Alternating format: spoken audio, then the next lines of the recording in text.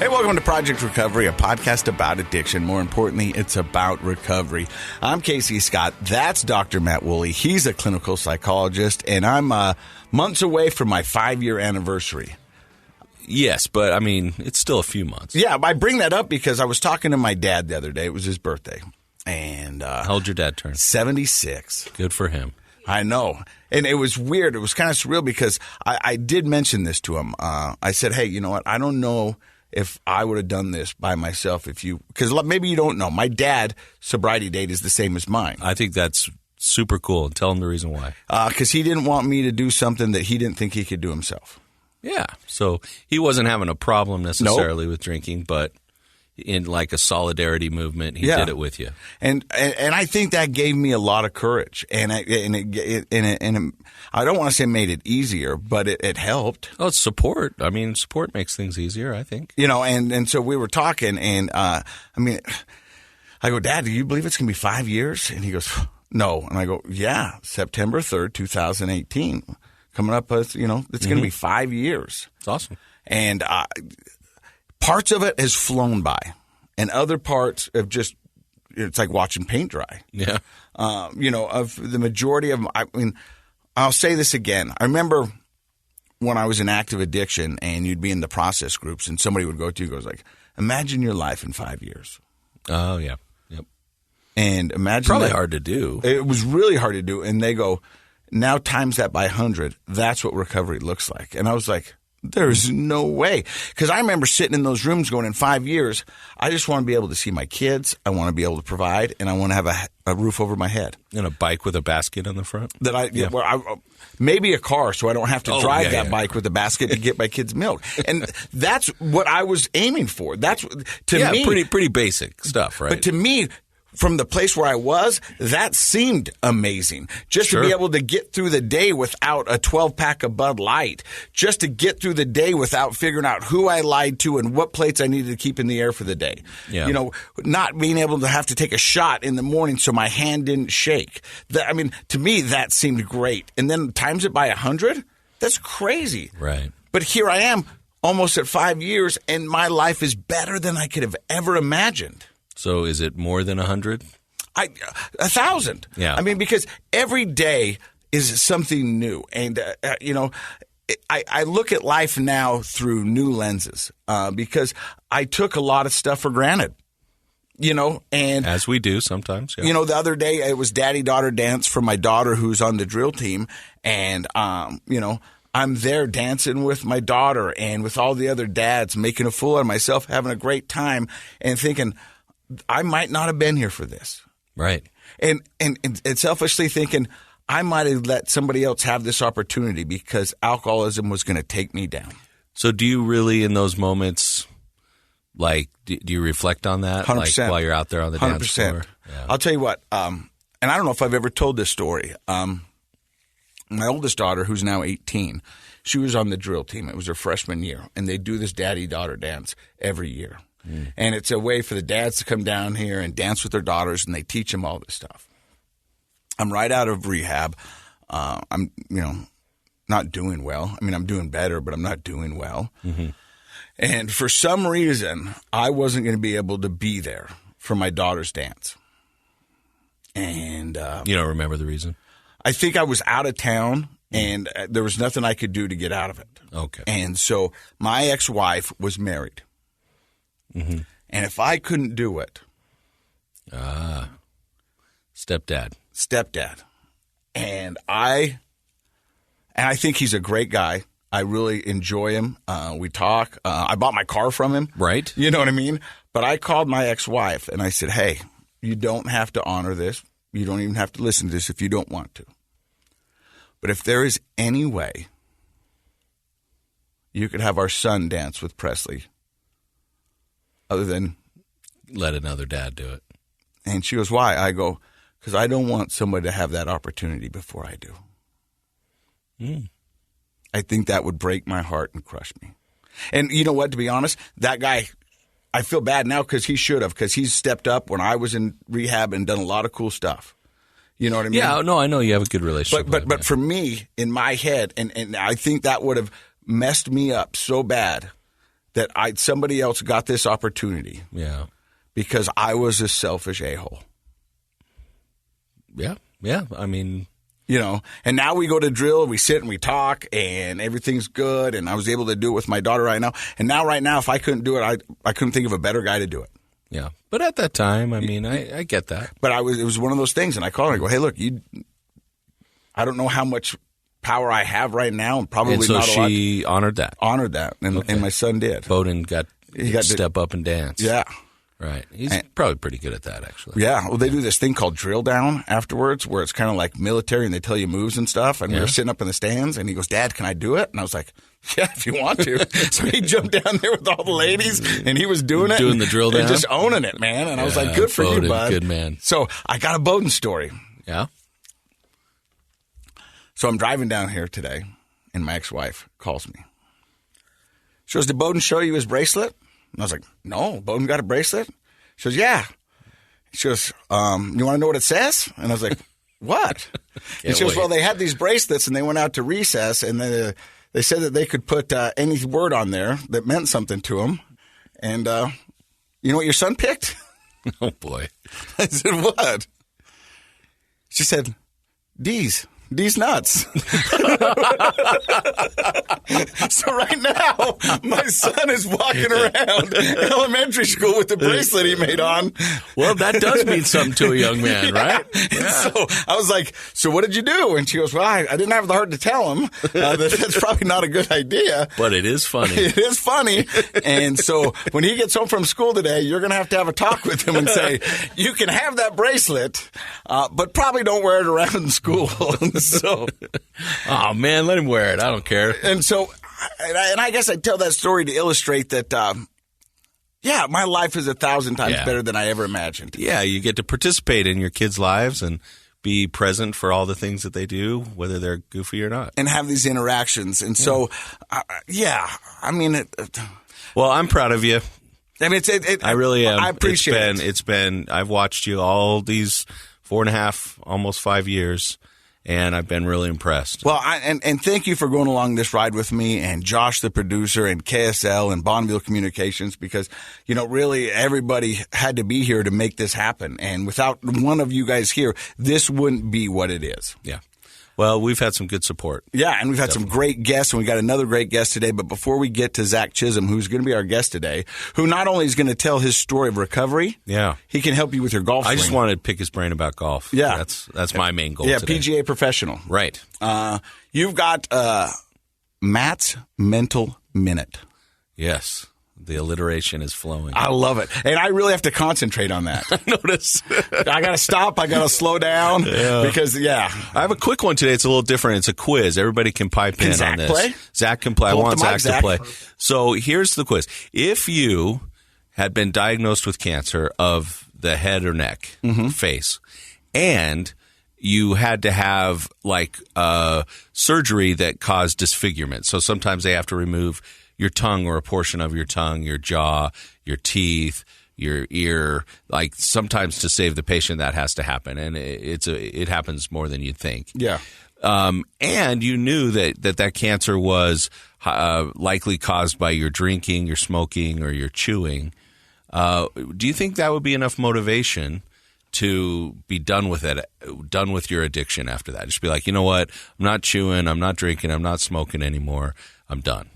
I'll let Zack go first. Yeah. Do you think that would be enough motivation to be done? You lost your tongue, your jaw. Sigmund Freud lost his whole lower jaw from smoking cigars. Yeah. That's hard because I know a lot of people where they've been in that position where they've been in liver failure and other things too. That wasn't enough motivation for them. How could that not be enough pain? You'd think it would be, right? Right. Yeah. Yeah. I can tell you, I think it depends on which frame of mind you're in. If you're an active addiction, you will be able to rationalize it, and sometimes you will say that is the cost of doing business. Right. And I chose this, and so this is the payment. And I'm too far gone. I'm too far gone. Irrational, rational way to do it. I'm too far gone, so I'm just going to ride this out. And a fatalist would say, this is how I'm supposed to go. Yeah, I guess so. Josh? He's too pretty for this question. Do you need to repeat the question? No, logic and reason aren't at the forefront of an addict's mind, as we've learned on the podcast. True. So, How many times have we been on this podcast where somebody had what we thought was the ultimate rock bottom, And then, and the to how we see them continues. go further? You know what I mean? Right. Where the normal person would be like, you just lost a marriage, you just lost your job, and you no longer have a driver's license, and you still don't think alcohol's the problem? yeah, exactly. Well, you guys that's a great segue into a new study that's out talking about the fact that about 2/3 of these patients, so a very select group of people in this study, these are people who have had head and neck and facial cancer. They've had disfiguring surgeries to cure their cancer. Now they're cured.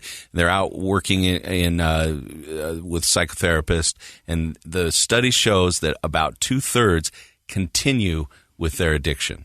Well, that should just show you But how that's a huge number. that should show you how powerful That addiction is. is. It is. I mean, when I read that, it really hammered home exactly what you're saying. All the stories that our guests have shared, and how you and I have looked at each other and thought, well, that's got to be the rock bottom. And nope, sure enough. It just shows you how powerful addiction is. I mean, we've had people on this podcast share some of the most, and I'll say it because it is, cringeworthy things that you would be like, oh my gosh. Yeah. One, I can't believe you're saying this on a podcast. Can't believe you went through it at all. Yeah. You know what I mean? I mean, I can't believe you went through it, and I can't believe you're openly sharing it. Listen, I hear some very personal things every day of my life because of my job. And then I'll come in here and hear stuff where I'm like, I've never heard that before.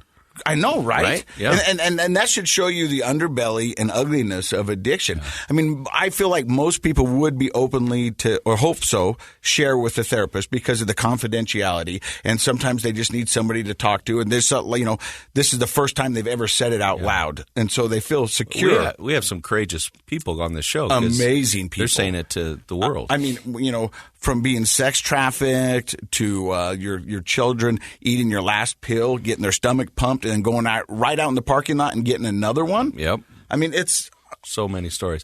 Well, anyway, just to wrap it up, I wanted to emphasize that. And you know what they said the number one psychological cause of continuing in the addiction was for that study? what? Denial.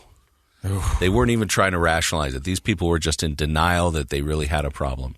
Even after they lost their nose or their face or their lips or their tongue, they still were in denial. That's how powerful addiction can be. So if you're listening to this show and you're wondering how powerful is addiction, that study, Should drive it home. Should definitely drive it home. Well, our guest today is Zack Chisholm. He's a PGA professional, or was, Yep. an alcoholic, Yep. and a guy in recovery. Yeah. Are you also a father? No. And so how many years of sobriety do you have? So I have a little over 2 years. Yeah. Okay, before we take a break, do you remember when you were sitting in the rooms and somebody said, imagine your future? Did they do that to you? Yeah. Yeah. And at that point, what were you hoping for? At that point, I was just hoping that I could just get my life back.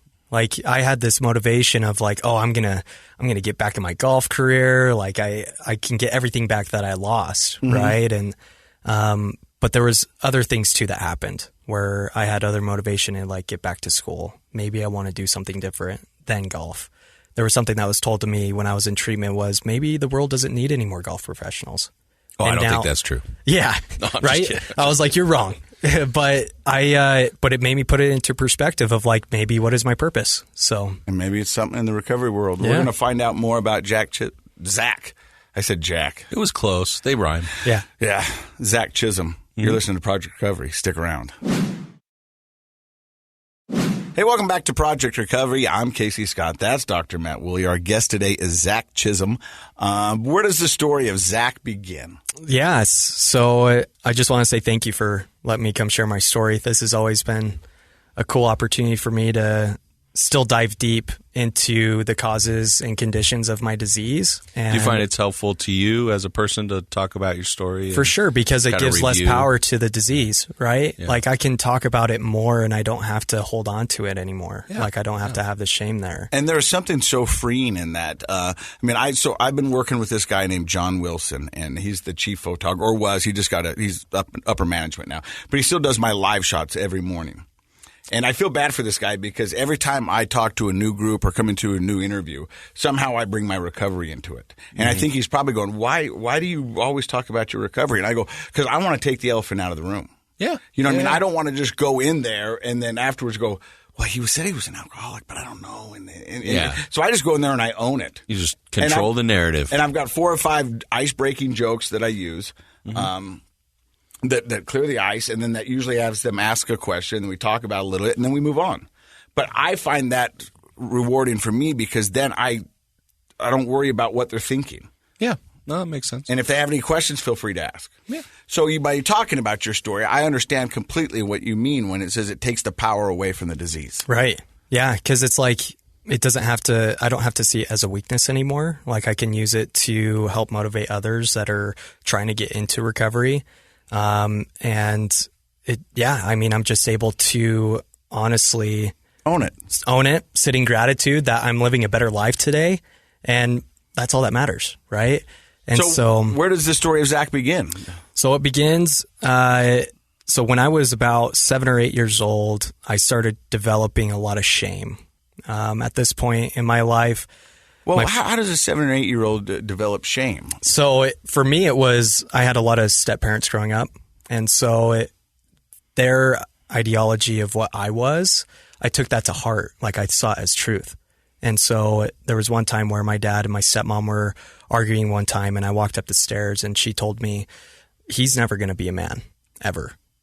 And I remember just being frozen, and it hit me to my core, and I was like, she's probably right. Because my dad was also speechless. And so I thought he thought the same thing. So I ran downstairs. I just isolated. I hid for a long time. And then all these other things that happened with other step parents. My stepdad was very perfectionist person. Like it was like in order for me to validate my love with him was I had to have good grades. I had to be good at sports. I had to do these things. Like there was always a condition of his love. And it's like, man, if my parents are with these people, then I have to prove it. But if I don't, then I'm not lovable. Would you say as a kid, just in general, you were a pretty sensitive person as a kid? Yeah. And I was also I internalized everything too. Yeah. Are you an only child? No. So I have 2 older sisters. They still live back in Indiana. That's where most of my childhood was. And I've got 3 younger half brothers. So yeah, so you're a little bit in the middle. Yeah, I'm right in the middle. And so and I can speak from experience because I've got 2 older daughters and a son. And, you know, the daughter is a different world than the son. And I was fortunate enough to grow up with an older brother, you know, who taught me a lot of things. And I had a younger brother that gave me the ability to teach, you know. And so a lot of times around my house, because my girls are so dominant, that we have to come up with some stuff for my son because for the longest time, he just got dragged along. They just run the show. They run the show. Yeah. You know what I mean? And, you know, he spends a lot of time at dance competitions, you know, just sitting Apparently there. he knows how to drill down. Yeah, he's learning it. But, I mean, did you feel that with your older sisters? So my older sisters, I always joke with them now because it's like they always picked on me. They would like pin me to the ground, tickle me till I peed my pants, right? Like just being a normal older sibling. And so for me, I didn't really learn anything necessarily just because they're twins. And so they were always attached with each other. Oh, twins. So they were best friends. And I'm kind of just the oddball out. And so I just had to pretty much do it on my own, you know, or what I felt like I needed to do on my own. So at 7 and 8, you remember you're just feeling a lot of shame. A lot of shame, and I carried that for a really long time. Like it just developed as I got older and older, especially when I was comparing myself to other people and their successes and going to school. And so, Dr. Matt, so what is, because you work with children. Yeah. And it's probably not uncommon to have a 7 and 8 year old feel some shame. What is that like growing with you? Does that make sense? Well, yeah. So you're coming into your teenage years. You're starting to develop your identity. That's why I asked about sensitivity, because a lot of our basic traits kind of determine how we develop and think about ourselves in the world. So somebody who's not very sensitive and introspective might just blow that stuff off like, I'll be a man, like whatever. A really sensitive introverted kid might take that to heart, like you're saying. And so if that's your style, that's not a one-off thing. You're taking lots of things to heart. That one is a pretty horrific one that stands out in your mind. But there were probably a lot of little things at elementary school, in the neighborhood, with your older sisters, things that were said here and there. And instead of it kind of pinging off you because you might have been one of those, like, dough-headed boys, like, oh, I don't know, what are you talking about? But a lot of boys are really very sensitive. Actually, Michael Thompson's a psychologist. If anybody's out there and is raising boys, you should read Michael Thompson's book called Raising Cain, and there's a PBS special on that. And he talks about the fact that actually biologically boys and emotionally tend to be more sensitive at a young age than girls overall, but we socialize them differently. So I would imagine, to answer your question, that developed into some identity traits where you started to think less of yourself or at least more self-conscious, easily feeling like you don't belong or there's something wrong with you. Would you say that's true? No, very true. Yeah, as I started getting older, it was like I had to fight to like fit in, even though I probably didn't need to, but that's how I felt. And that's that self-consciousness, right? Like your friends probably would have been like, what are you talking about? You're awesome. Yeah. But like you've probably felt awkward, like you didn't fit in. Yeah. Right. Yeah. So you carried that into elementary and maybe into junior high, you think? Junior high, well, really all junior the way high up. Is the worst. Yeah, junior high is terrible. You know, you're just trying to fit in anywhere that you can. And it just, honestly, that carried up until I went into treatment, to be honest. Like pretty much my entire life, I've lived in a place of shame and that identity. I remember the first time that ever went away, though, was when I was 14 years old, and that's when I had my first drink. Really? Yep. What were the circumstances of that? So the circumstances of that, my sisters were actually the ones that introduced the alcohol to me. But it was because I was open for it, right? Like I saw, because I wanted to fit in, right? Mm-hmm. And so they would have been what, 16, 17? So at this point, let's see, I think they had just graduated high school and they were in their freshman year of college at Indiana University. And so they had come home for the weekend, and we had this house party because my parents were out of town because they were watching me. And that's when they started making screwdrivers for me. And I was just like, oh man, I feel great. So I started socializing with their friends. Like I don't feel like so introverted anymore. And it was like a superpower for me. Like that's how I viewed it. It was like, man, like everything that is in my head has just gone away. And everything you wanted to be, you were. I was. Yeah. It was awesome. And so until it wasn't, right? That's usually how it works. Yeah. And so, and then there was another time before I moved back to Utah. It was right after my freshman year in high school. I went to Indiana University with my sisters, and I went to a house party with them. And again, I felt the same thing. I was like, man, I feel confident. I feel boosted. Like all the worry in my head is gone. Do you look back on it now? Do you feel like you were an anxious kid? For sure. Yeah. Yeah. And that's one of the things that people don't understand about anxiety is it's largely the initial baseline of it is inherited. Mm-hmm. And so a lot of times people have this high level of tension and introversion, and that's their norm. So all of your life up until 14, you were just like, well, you didn't probably reflect on anything. You were just like, this is how I am. Right. And then you have that drink and it goes away.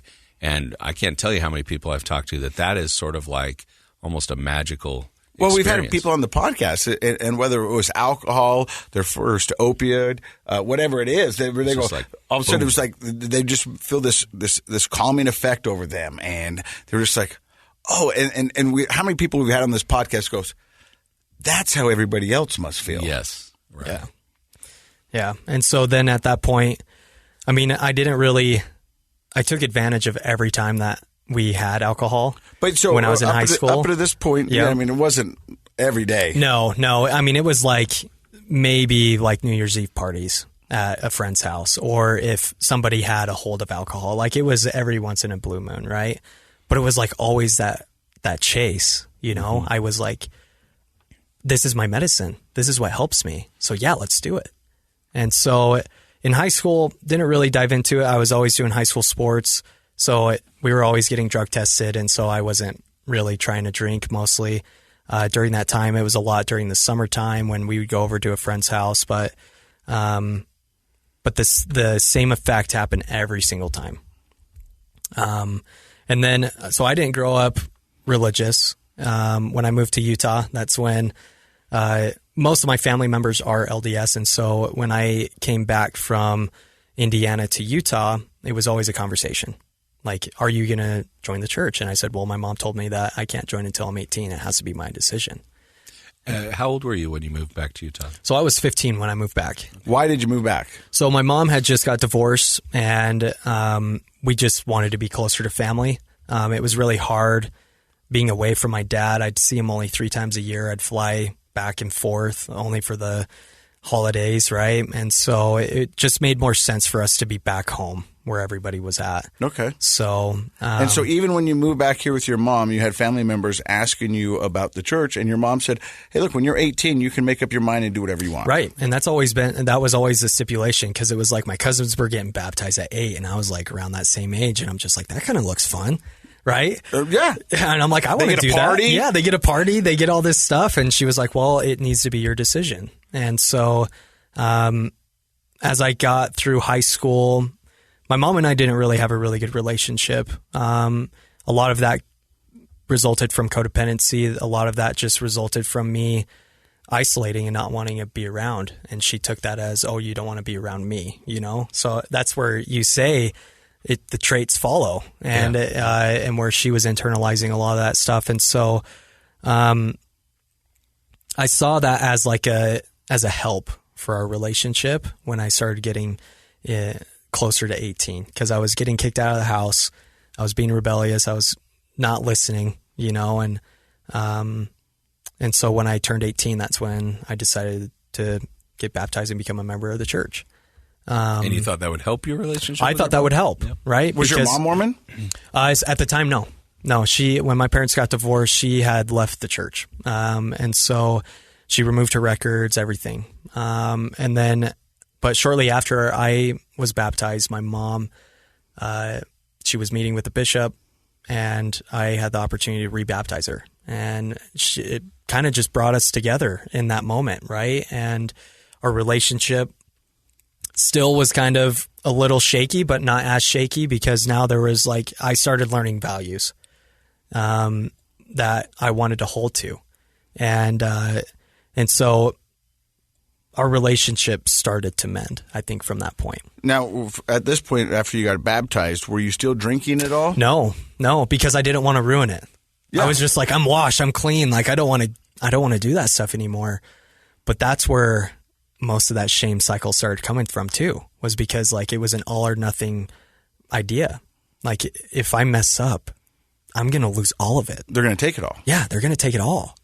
And eventually that did happen. Because you get fixated on that. Yeah. I mean, or at least I would. You know what I mean? Oh, yeah. That's why still to this day, people go, so you're done drinking? And I go, for today. Yeah. Because I can, that's palatable to me. Right. Yeah. And eternity is a long time. And got to live in the now. Yeah. Right. Yep. And so maybe that's kind of similar with you. Yeah. Yeah. And it's just now I can look at it as one day at a time.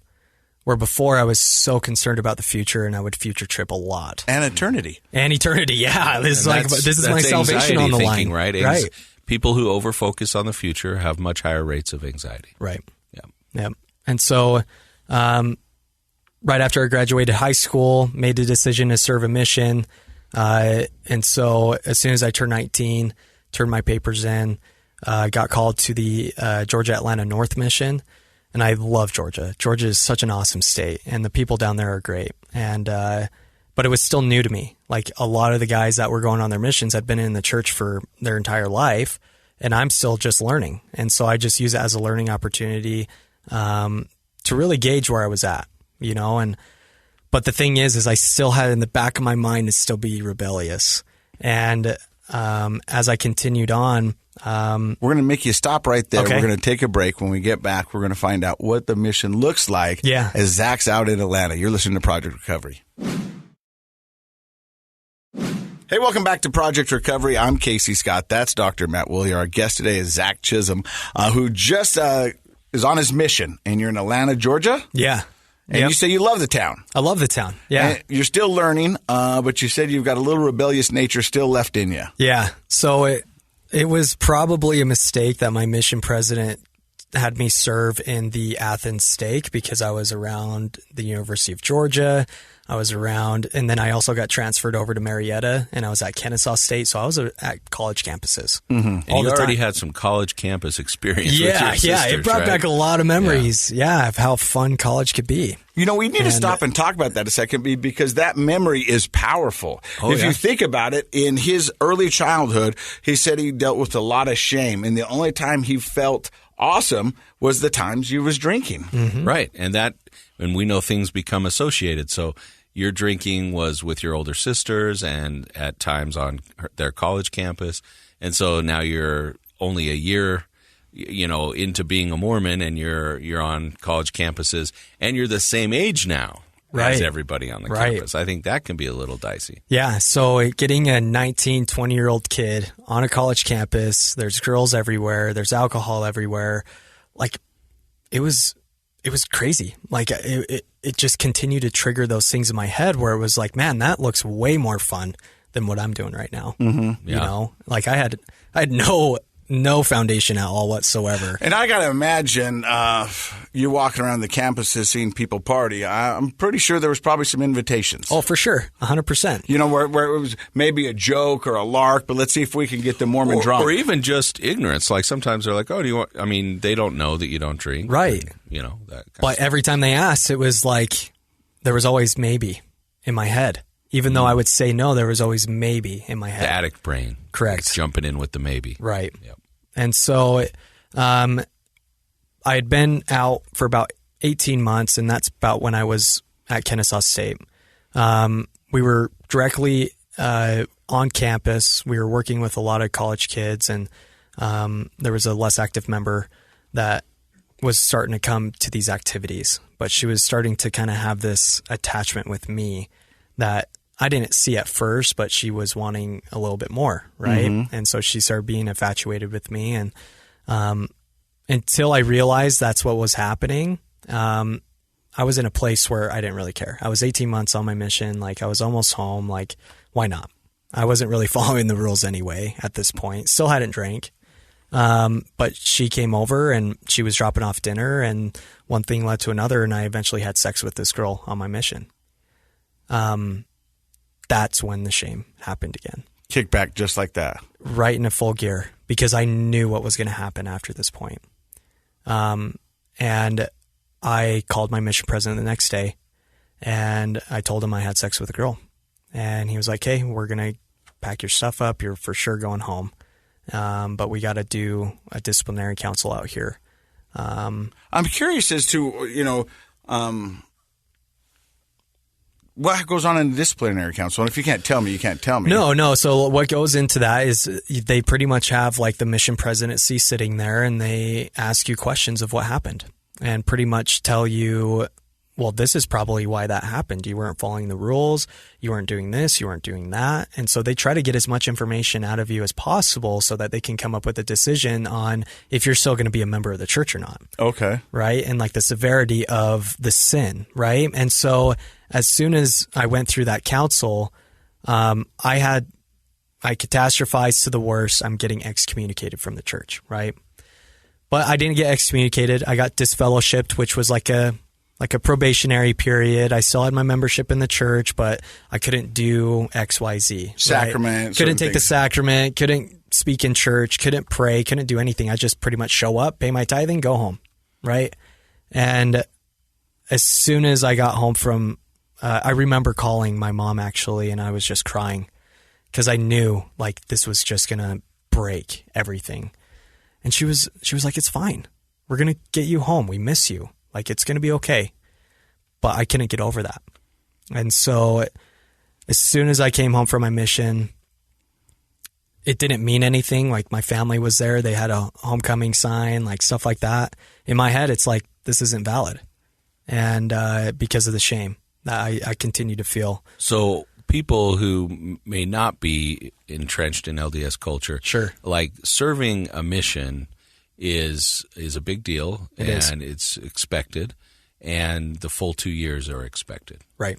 And I think when people come home early from their mission, even if it's for a healthcare reason or any reason, everybody has questions. Why are they home? What's going on? Right. And I've talked to so many countless missionaries, men and women, who have come home early for various reasons and have to deal with embarrassment, shame, all of that, controversy. Lots of that. And luckily, it sounds like you had a very supportive family, but the culture in your ward and, just even, people ask about a mission like, oh, where'd you serve your mission? And you talk about it, like that can be something a person holds on to sometimes for the rest of their life in a shameful way. Yeah. And from that point on, like as soon as I came home, like I just knew like, I guess this isn't for me.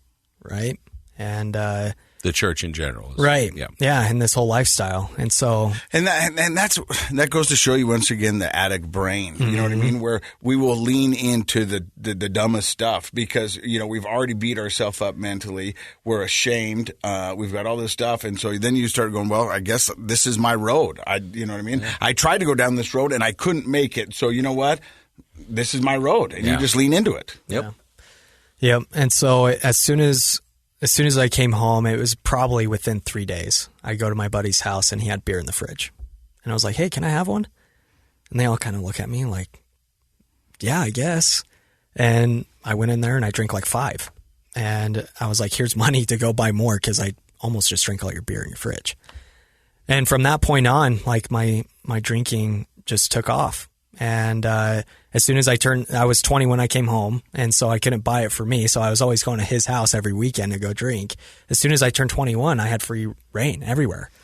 I don't know if this is accurate. You're a therapist, so when you first drank, you felt awesome, and you felt like you were the man you were. Yeah. This time it seems like when you're drinking, you're not drinking to find that anymore. It's to forget about the shame. For sure. And so now that was exactly what I was thinking about. Right? Yeah. Yep.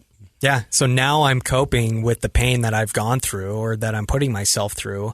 And now I've just resorted to alcohol in a completely different way. And that's when drinking became great to not so great. Yeah. During my drinking career, like I had just started working at Thanksgiving Point Golf Club. I was trying to get my PGA card with the Utah section. I was trying to, just do all of these things. But the reason why I had to take my test 5 times was because I was just drinking all the time. I finally passed was because I was on probation for my first DUI in 2017. And so I wasn't drinking at that time. Forced sobriety. Yeah, the forced sobriety. And my game was on point. And what's crazy is that an addict won't look back and go, hey, I finally passed it because I was sober. Maybe I shouldn't drink. You go, but I'm going to drink again. Yeah. Well, now I can drink and celebrate. Yeah, exactly. And I did. And it was because I knew I wasn't going to get UA'd probably till Wednesday or Thursday. So it would be out of my system by that time. And so that's like the rational brain that I always had. And so at any point when you're drinking, does your mom or your family go, hey, you might be taking this drinking thing a little too far? Or did you keep it hidden from them? I didn't really drink in front of them a lot. It wasn't until, so I was engaged at one point in time during 2016 till about 2018. And it was just a really toxic relationship and I just had to get out of it. And so got out of it. But again, that validated like, oh, you're not going to be a man. You're not going to grow up to be any of these things because she had a daughter. I was a parent for those 2 years that I was with her. But because it didn't work out, I was like, I'm a bad Chalked father. It up as a failure, a personal failure. Exactly. Yeah, because it didn't work out. Yeah. And so I had moved back in with my mom. And by this time, it's 2018. I think I'm 25 at this point. Kind of getting towards the end of my golf career because I'm now just drinking because of more pain. And that's when I started resorting to cocaine, methamphetamine. As soon as I hit meth, there was nothing else beyond that because that was the thing that helped me drink more. And so, which is insane because you know what I mean. You're taking a drug so you can take more of another drug, right? Oh, that's a popular thing these days, actually. Yeah. Well, I mean, it's with the kids in college. It's Adderall. It's cocaine. Yeah. It's making a resurgence, right? But so you can drink more, right? Right. Which seems silly. You're spending more money so you can spend more money over here and do this that's hurting you more. I mean, I can say that now with from an outsider's perspective. Yeah, it seems crazy. But when you're a partier, it's like, yeah, it's the solution. Let's okay. Yeah. So by that point, I'm now drinking because I just want the pain to go away, and I'm just numbing with everything that I can find. Right, I become an alcoholic at this point. But you'd worked really hard to in your golf career, and as you started to see it slip away, did that give you pause at all to get sober? No, like I just accepted that I was done. You know, like Casey said, we're just, I guess this is my life now. Right, like this is the payment. My last professional round was in 2019 at the Utah Open at Riverside Country Club, and I took dead last. And it was because I raged the night before. I show up, my dad's knocking on my door at 7 a.m. because I got to get there for my tee time. I'm still pass out drunk. He wakes me up. We go to the course. I shotgun 2 beers in the parking lot. I go to the range. I shank half of my shots, and then I go play and shoot like a 96. And I'm in dead last. So the next day, I'm still got withdrawals because I didn't go drink the night before because of the day before. And I was like, I at least want to perform a little bit better, right? Like, this is embarrassing. Yeah. And I shot an 86, I think. Didn't make it into the weekend, was still put at dead last. And at that point, I projected that I was the laughing stock in the Utah section. And that's when everything, like I had left my career. I stopped working in the golf industry. I decided to go work in insurance for some reason because I felt like that was cool at the time because it was anything away from golf. And then as I continued on, the pain got worse and worse. COVID happened and I was working from home, and that gave me more excuse to drink because I could drink at home. No one was supervising me. Right? A lot of people developed a problem during COVID. Yeah. And so then. And the fact is that you're at this point 26, 27 and shouldn't need to be supervised. Right. But exactly. You know what I mean? But that's how an addict brain thinks. Is like, if you think you're getting away with something, then I'm going to get away with it. Right. That's just the way we think. It's like, you're right. It's like, normally I wouldn't drink until 5 because you can't drink at work, but hey. I'm at home. Yeah. And I'm working. Yeah. Let's do it. Yeah. And so at that point, I was starting to work at my buddy's bar up in Cottonwood Heights. And so, again, that was another feel for me where it was just like, hey, I get a couple drinks for free after work. Most of my income that was coming from that job was going back into the bar. Like, I pretty much became a part owner because I was putting all my money in there, you know. Investing nightly. Yeah, I was investing all of my money into this bar. And so and it just became this lifestyle, man, where I was just like, I woke up, was drinking, and then it finally got to the point where it was like, if I didn't have a bag and I didn't have alcohol with me, it was going to be a crazy day. So I was not going to make it. So what does your rock bottom look like? So my rock bottom happened in New Year's Day of 2021. We had just got done working at the bar. We went back the next morning to clean up the mess from New Year's, and we were drinking all day. We were watching football. We were watching bowl games, drinking while we were cleaning the bar, and I just kept drinking. And we decided to just have a party because we couldn't party the night before. So I drank all the way up until about 11:30, and we started drinking about 9 a.m. And so I got in an argument with one of my buddies at the time, and I just decided to hop in my car and I just started driving.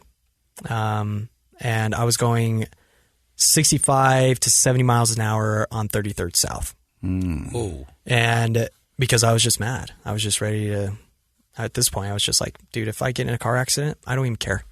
If it takes me, perfect. And thank God that there was a highway patrolman that was right there before the freeway, because who knows what would have happened when I was on the freeway. So Officer Gerard with the highway patrol pulled me over. You know his name. I do. And it's ingrained because he helped me. He was one of the only people at that time that was like trying to de-escalate the situation and trying to find solution for me. He had mentioned that he was in recovery.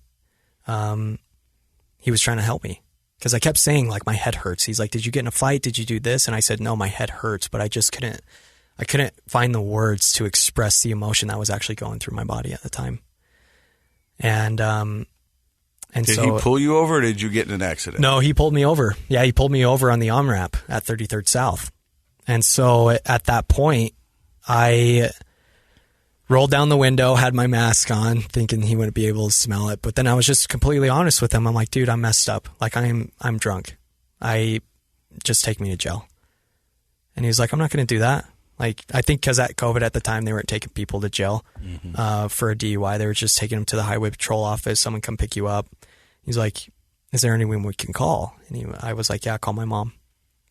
So he took me back to the office. He saw my golf clubs in the back of the car when he pulled me over. He was like, do you like to golf? I'm like, yeah, I used to be a pro, but I'm not anymore. You know, just in a very negative mindset, man. And he was like, dude, I think you need to get some help. And I hope you get it. And he started sharing his story with me a little bit of some of the things that he went through. And at the time, I was so drunk that I could barely remember the conversation, but it still was ingrained in me of what he was saying.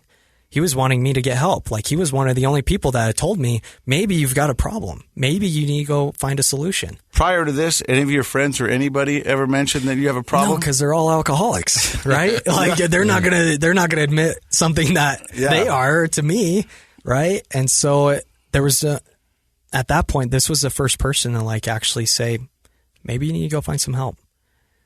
And I laid in bed. I was detoxing for 4 days in my bed.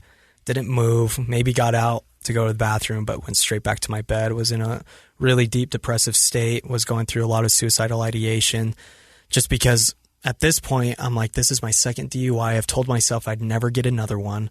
The first one, I was like, everybody gets a DUI at number one. But the second one, I was like, dude, I'm probably the lowest of the low of people right now. And that's when I finally hit my knees and I prayed for the first time. I'm like, I don't know if I have the heart to kill myself. I just want to find out if my life is worth something, because my entire life I didn't know if it was, and I needed to find out. And so I prayed, and thankfully during my career, when I was the tournament director at Thanksgiving Point, I ran golf tournaments for Renaissance Ranch. I ran it for Wasatch Recovery. I did CA events. I did AA events. And so I had a lot of resources to reach out to. Alema Harrington used to do the radio show down at our studio at Thanksgiving Point with Ben Criddle. And so I knew he was in recovery because I ran his tournament for him. Didn't know if he had the same telephone number, so I never texted him because I'm like, he's kind of a celebrity. I don't know if I can just reach out to him, you know? But I started calling these centers. Wasatch Recovery said I needed to still detox for another 7 days. And I'm like, I don't know if I've got 7 days, because I have this plan in my head. Like, if I can't get somewhere, and that's like a sign from God that maybe life is done. So that's when I called Renaissance Ranch, and Brian Heaton, he's been on the show. Podcast, yeah. I call him. I'm like, hey, dude, this is Zach from Thanksgiving Point. He's like, hey, what's going on, man? Because he's a big golfer. And I was like, it's not too good. And he's like, I'll take you off speakerphone. And so at that point, he was like, dude, you live 5 minutes from the ranch. Like, stop by. Let's talk. Because I just wanted to find resources. I had no intention of really going in there. They were out of network with my insurance. And so we just had a chat.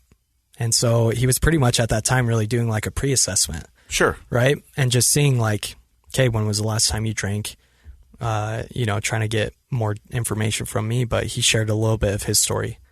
And that's what offered me like that grain of hope that maybe my life could be different. If he's been at that point, I could probably get there. And so we chatted for a couple hours, and then he told me, he's like, the hardest thing now is you're going to go home, you're going to pack a bag, you're going to be back here at like 6 o'clock, and you're going to check in for 60 days.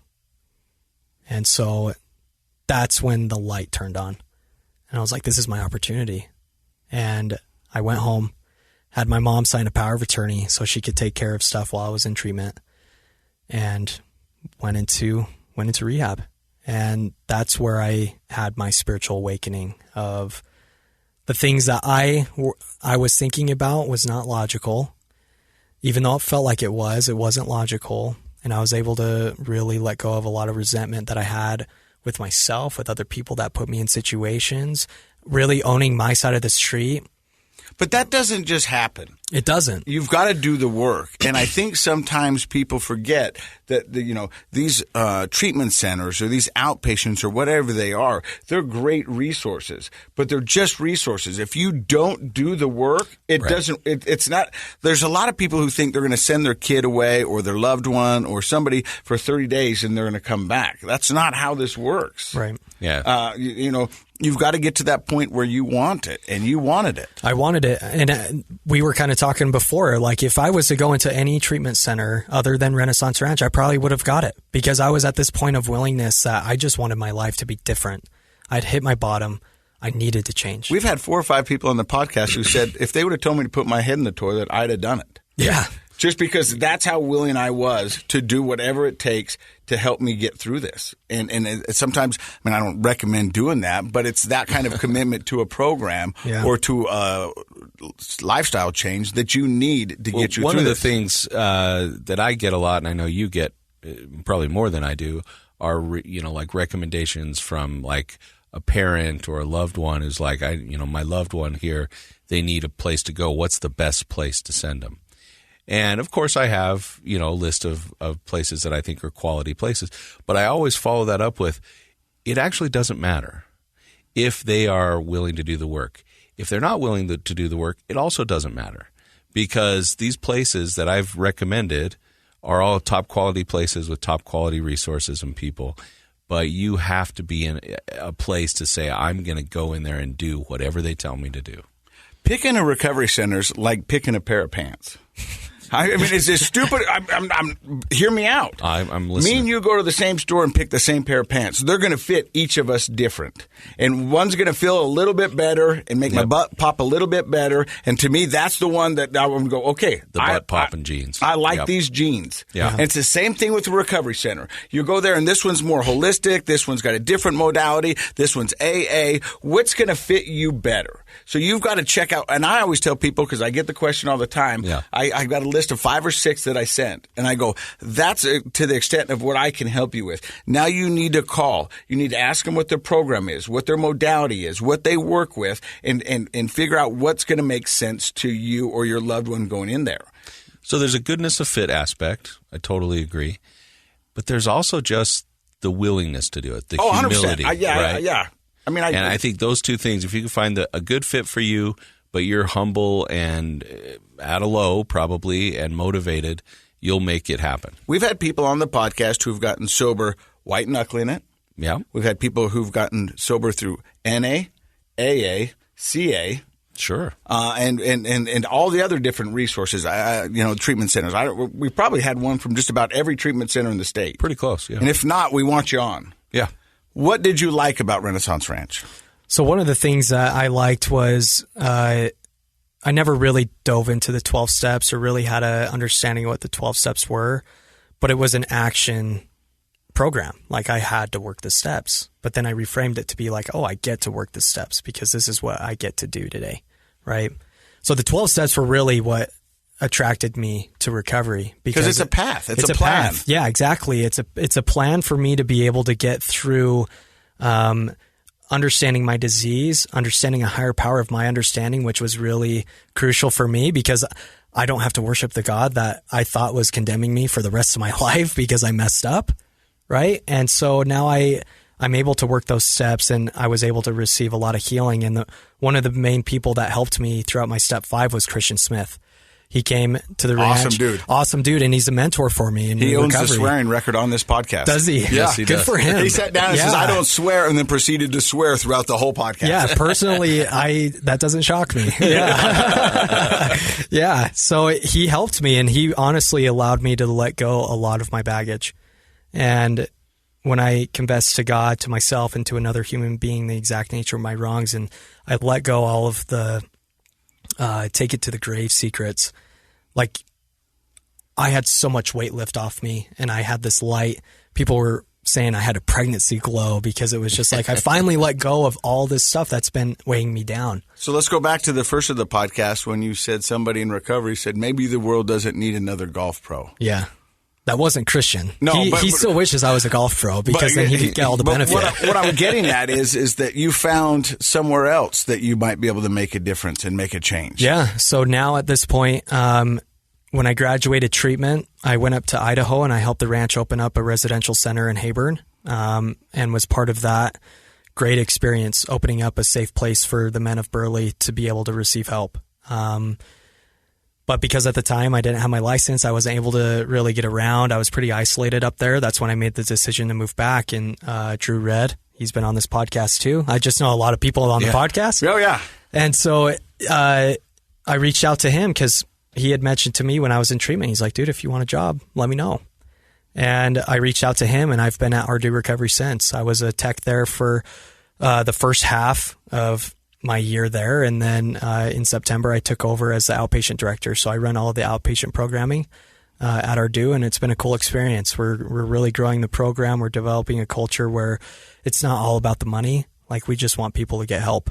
And so, and it's a cool holistic approach to recovery too. Like, we've got resources for 12-step base. We've got Wellbriety teachings down at Ardu. We've got, CBT that people can go off of. And it's just an awesome experience. And so I get to help other individuals find what works. And that's way more rewarding than teaching somebody a golf lesson that's not going to listen to you. So my next question was, what's going to be more gratifying, dropping a 30-foot putt or helping somebody into sobriety?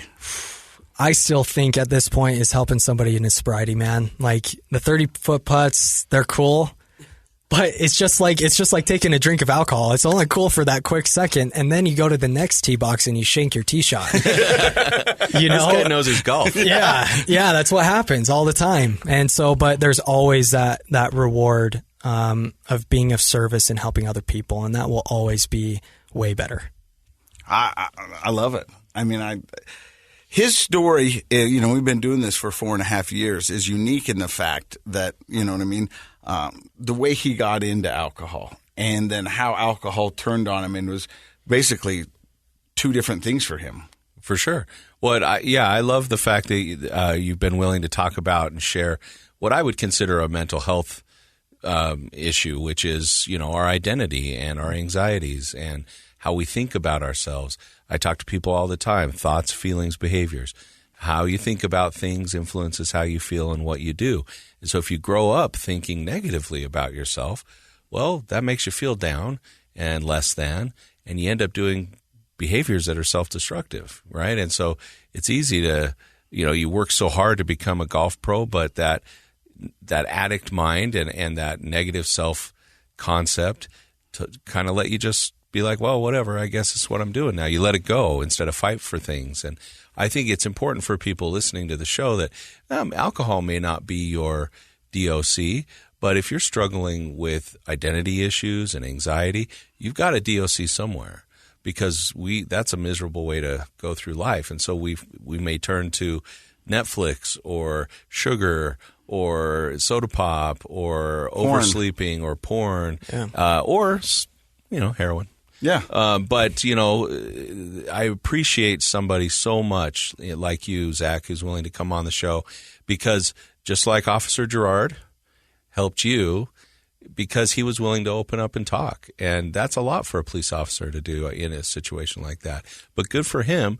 And now, man, I'm just so impressed with a guy like you who can open up and talk to people every day. And somebody else has probably had with you that first time feeling that you had with Officer Gerard. And that's powerful. I'm amazed because when you first sat down, you said at a young age you felt shame. And you remember your stepmother saying, you will never be a man. But the guy that's sitting in front of me right now has done two amazing things. And hear me out. One is become a member of the PGA. You know the percentage of people who actually make it? Low. Mm-hmm.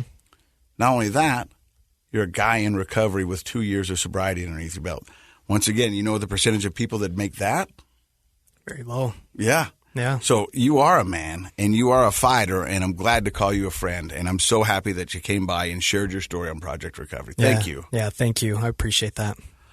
Well, that was awesome. Yeah, it was good. And I walk away with these always feeling so good. Yeah, you know what else I like, you said, Zach? I know a lot of guys that have been on the podcast. And to me, that's cool because there's a community of people out there in the recovery world, and we get to be a little bit a part of that. You know what we should do? We should have Josh, a producer, put this together. Yes. We should have a party or a coffee and invite everybody who's been on the podcast to come and hang out. Yes, let's do it. And then Josh, open it up for to the that? public. Yeah, Josh. Can we afford that? We can afford that. We have a lot of people around here. We don't make any money, but we can afford that. But I think that would be cool to have everybody come down. If you've ever been a guest on the podcast, I think that would be amazing. Come share your story and hang out and just meet other people. Let's do it. Let's do it. Okay, this summer. Turn it into a yearly thing. Yeah. Have a yearly An hangout. alumni. A Project Recovery alumni. Are we getting shirts? Oh, my gosh. I like it. We're going to get All right, shirts. They're there you going to go. say D's nuts. Now I have to edit that. Nice. Hey, thank you for stopping by and allowing us to do what we do and love so much. You've been listening to Project Recovery. And in case you forgot, Dr. Matt, what? It's a KSL podcast.